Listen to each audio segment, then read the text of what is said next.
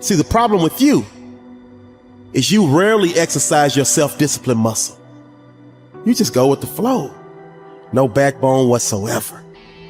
And that's perfectly fine until you start whining and complaining about your lack of success. That at some point along the way, we get confused and we misunderstand who we are. We start building this false sense of self around all the stories and all the labels and all the things. And we start living our life that way. And we get confused about how life works, how we interact with life. And we start living much smaller than we really are. See, if you go through life holding back, and most of us do, most of us, if we ask ourselves, have we done all we can do? Most of us will have to answer, no, we haven't. We've been holding back. We have ideas that we don't act on, things we want to do. We're afraid to take chances. You refuse to raise your standards. You refuse to push yourself. You refuse to give a little bit more, give a little bit extra. All that you have to do in order to start to pursue your dreams is take small actions every day that align your life in that direction. You have to be willing to be hungry enough to understand that if this is something that you are truly going after, then work has to be applied. You can't make excuses. You can't ask for a pass. And you got to understand that you got to pay a toll to cross the bridge. Whatever your answer is, you can do it right now, today, starting today, right? It's still possible. You can start doing that right now. It's empowering the present with the future. There is nothing stopping you from making it happen right now. You never ever have to feel that way if you start doing it right now. And you can do it right now. The thing about self-discipline is that it is necessary for everything you do in your life. You have to be self-disciplined. And once you understand that you can always make a different choice and get a different reaction, and that's the power in your life. That's the power that you have, is no matter what's going on, you can choose to think differently, believe differently, see differently. All of those things are a choice. If you have a why, you can survive almost any how. Once you begin to discover who you are, then you really realize how you have been given authority and dominion over everything on the face of the earth, including all the dimensions of your life. But you can only do that through the struggle of life.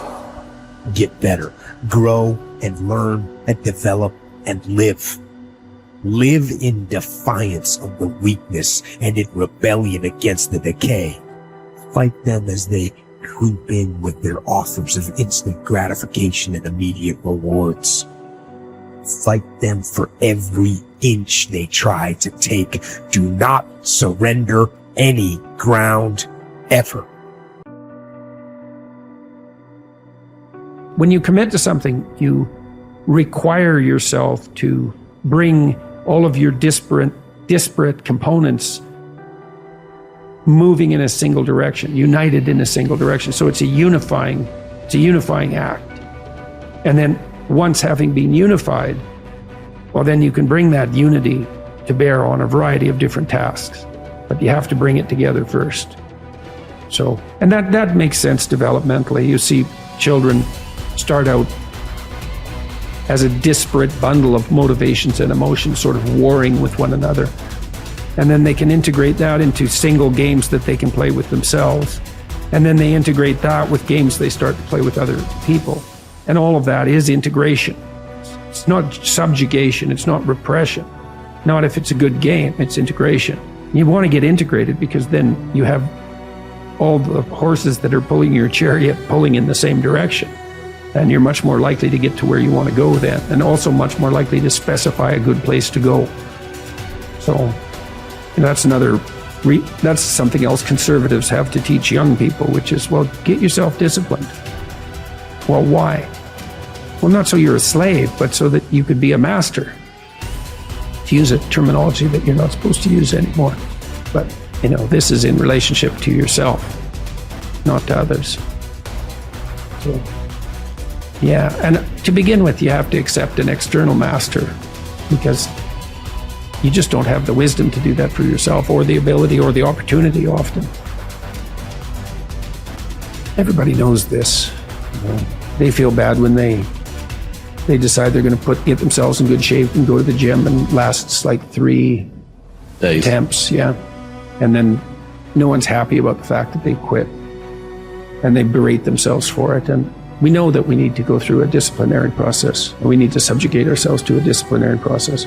That's part of the problem with the constant harping about the, oppressive patriarchy. But you need a disciplinary process. So, well, that's just oppression and slavery. It's like, no, it's not. No more than a game is. Not a good game. A good game isn't oppression and slavery. A lot of people, like I was talking about, taking the path of least resistance. I believe in life you must earn the right to be called a man. And a lot of people do not think the way I do, and that's fine. I'm not asking you to be David Goggins. Trust me, it's a hard road to hoe. It's not fun. Like it. It's not fun all the time. But the thing about it is, you have to look, I looked at my hardships as challenges. Once I got over the pity party, because I went through that phase. Of course. I'm a normal human being. But I realized that got me exactly where I was at, even worse. As I looked at those challenges the way most people do, woe is me. Why the fuck can't I get a break? Why? I wish I was better. I wish my parents were better. I wish I had a better education. I wish this, I wish that. They have all these wish sandwiches. I started realizing, how can I figure out how it can work for me? So the one thing we don't do is when we're in that dark place is a great learning environment. If you can sit back in a dark place and find quiet to just think, there's so much power in your failures, in your suffering. Because why? You're still alive. You're still here. So you gotta look at that shit. My God, man, this is power, man. Like, now I gotta flip this. How many men would be able to do what I'm about to do, what I'm about to try to do? Like, literally, what gave me strength was when I was at the worst of my worst. How many men would even fucking say they want to try to be a Navy SEAL? Like, I'm at the worst spot of my life. Like, I can't even walk down the street, let alone run down the street. And I'm gonna now call a recruiter up and try to be a SEAL. There's a lot of power in that. But people don't see it that way. They see it, man, that's stupid. I had this voice in the back of my head that I kept on running from. I was afraid of water. I was afraid of dealing with things that made me feel unaccepted. I didn't accept myself. So I kept on going towards things that I felt good. Let me go this way, but something kept on saying, fuck you, you have it, man. You got it, man, but you're gonna have to fail a lot, but you have it. And like I said, that voice kept on haunting me, but that voice kept on saying, if you face it, you realize it's not that bad. Persistence is self-discipline in action.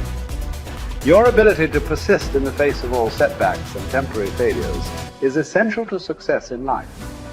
Napoleon Hill said, persistence is to the character of man as carbon is to steel. The primary reason for success is persistence, and likewise the primary reason for failure is lack of persistence, quitting too soon.